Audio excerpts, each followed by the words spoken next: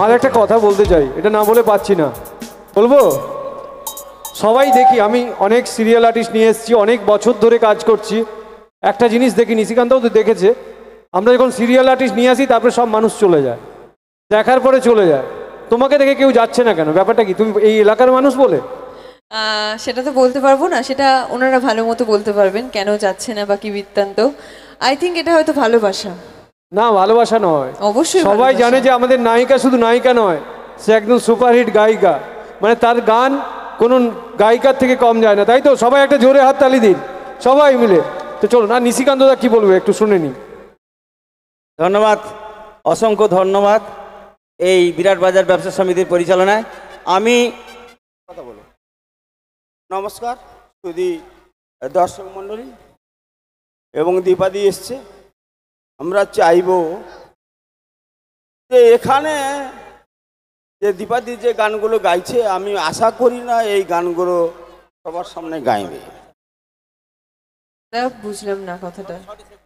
আমি যে কথা বলছি, যে গানগুলো গাইছেন সেই গানগুলো যে এটা ঠিক করছে।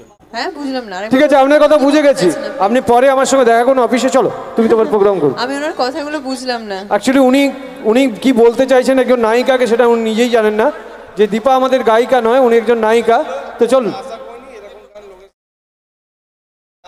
আমি বুঝলাম না ভালো বললো না খারাপ বললো, এটাই হচ্ছে বিষয়। দেবাদি একটু যাই হোক, এক সেকেন্ড।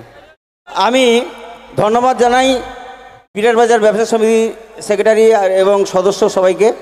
আমি যে আসতে পেরেছি দীপাকে নিয়ে, এখানে যে এত বড় প্রোগ্রাম দিতে পেরেছি, একমাত্র স্বপন থান্ডার মাধ্যমে। স্বপনদাকে স্টেজে আসার জন্য একটু অনুরোধ করছি। উনি যত প্রোগ্রাম হয় আমার কাছে ওনার সহযোগিতায় আমি আসতে পারি, আমি আর্টিস্ট আনতে পারি। ধন্যবাদ, আশীর্বাদ দেবেন স্বপনদাকে। উনি বলতে চাইছি যে আমি কতদিন বাঁচবো নিশিতা, তোমাকে আমি সহযোগিতা করে প্রোগ্রামগুলো তোমার হাতে তুলে দেবো। যাই হোক, দীপা প্রোগ্রাম করছে, ইনার নামে সবাই ইনাকে আশীর্বাদ করবেন যেন ভালো থাকে, সুখে থাকে। ওকে। তো ছোট